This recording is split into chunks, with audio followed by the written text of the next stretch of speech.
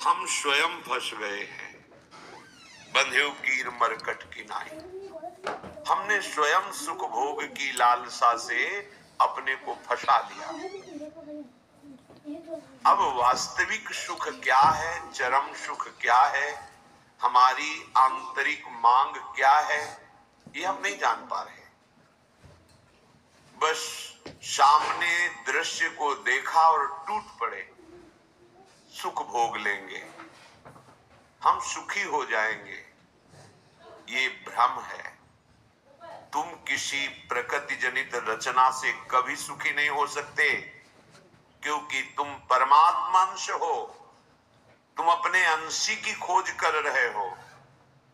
भ्रम से तुम नाना प्रकार के दृश्य पदार्थों में, परिवर्तनशील नाशवान पदार्थों में अपनी मांग पूरी करना चाहते हो, नहीं हो सकती। क्यों? क्योंकि तुम चिदानंद अंश हो, तुम्हें चिदानंद सुख चाहिए। ये प्राकृतिक सुख अनेक जन्मों से भोगते चले आए, अगर कहीं इसमें हमारा विश्राम होता तो आज तक हम सुखी हो। भगवत कृपा से संत समागम प्राप्त होता है, पर कैसी मलिनता बुद्धि की है कि संत समागम में जाकर के हम यही जानना चाहते हैं कि वो उपाय बताओ जिससे हमें मांगे हुए भोग प्राप्त हो। भोग भोगने वाला शरीर जो निश्चित नष्ट हो जाएगा, वो नष्ट ना होने पावे। संसार में माना हुआ सुख हमें भरपूर प्राप्त हो। भ्रम मत रखना। अगर संतों की इसमें आस्था होती तो संत काहे को ही बनते।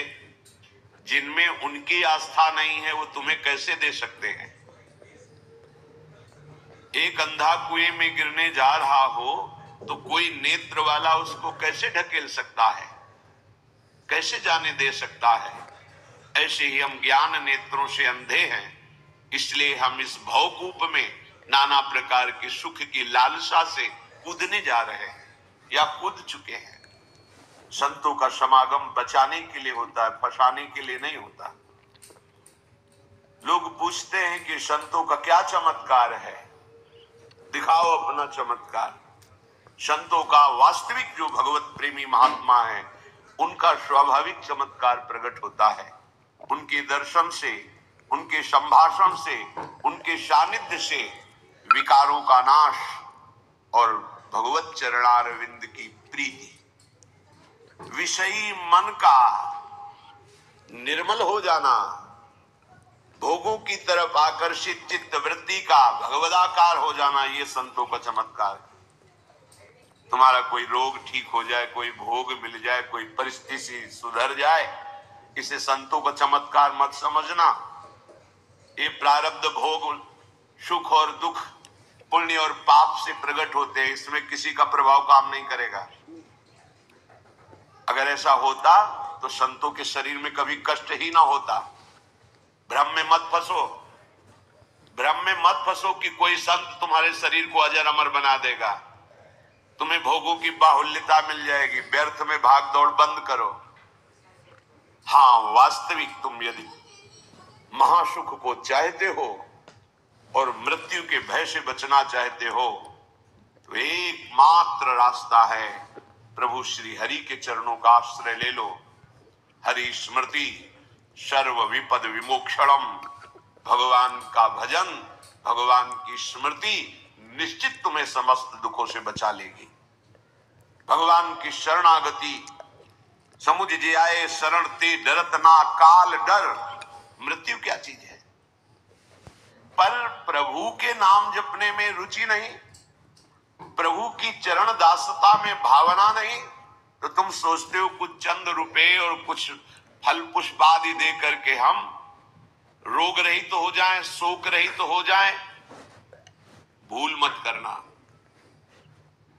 अगर शोक रहित होना है, रोग रहित होना है, तो एकमात्र उपाय है कृष्णाय वासुदेवाय हरे परमात्मने प्रणत क्लेश नाशाय गोविंदाय नमो नमः।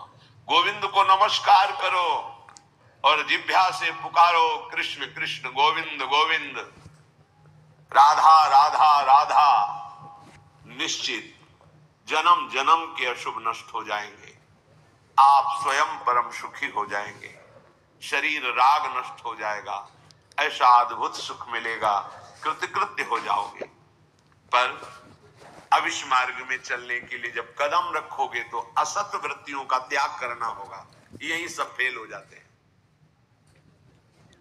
वो ऐसा शॉर्टकट ढूंढते हैं कि कुछ हम कमाए हुए पापा चरण से चंद रुपए आपको दे दें, आप हमें संभाल लेना, भूल मत करना।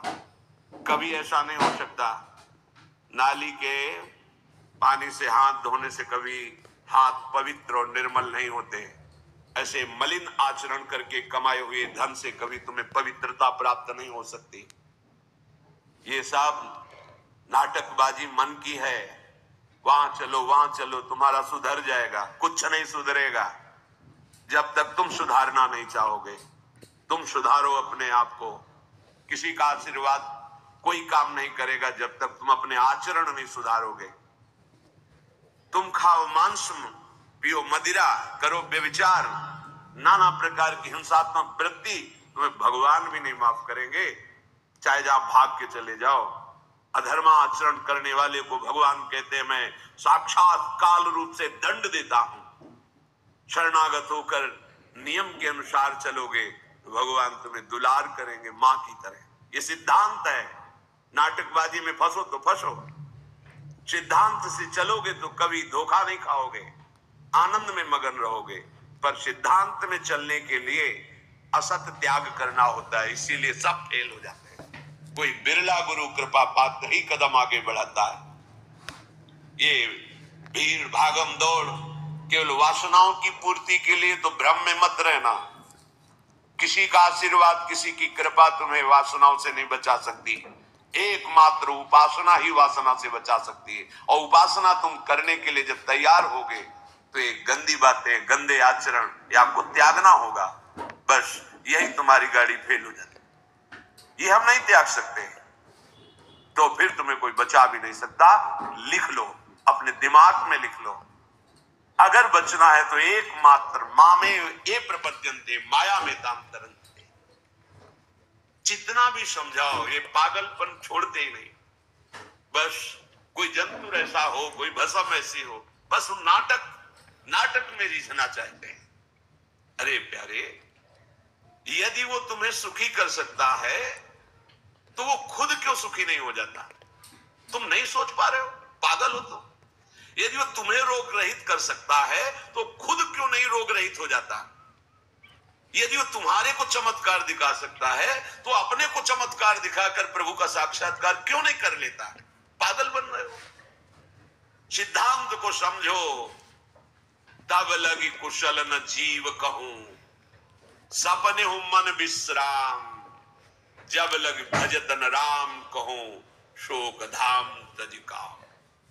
जब तक शोकों का खजाना एक कामनाएं, इन कामनाओं को प्रभु के चरणों में समर्पित करके भजन नहीं करोगे, स्वप्न में भी सुख नहीं मिलेगा। जागृत की बात जाने दो। जो चाहत है नित्य सुख और मन को विश्राम, यही सब चाहते हैं। दुख का मुंह न देखना पड़े, मन हमारा प्रसन्न रहे, शांत रहे, कोई कामना हमें जलाए ना।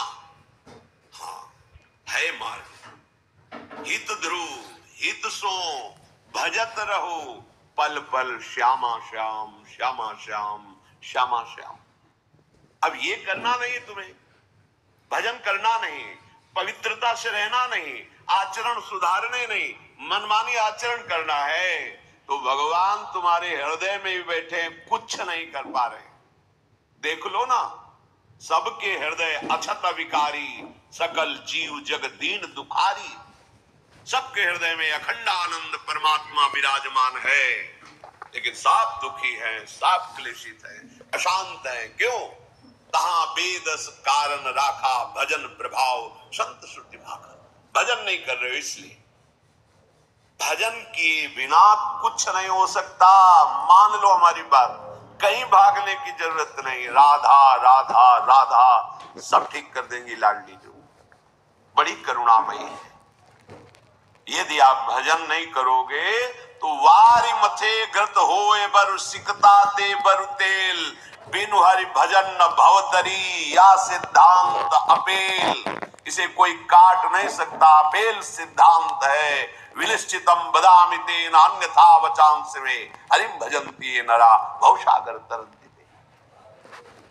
पानी को मथ करके बड़ा चमत्कार कर लो, घी निकाल लो, हो सकता है।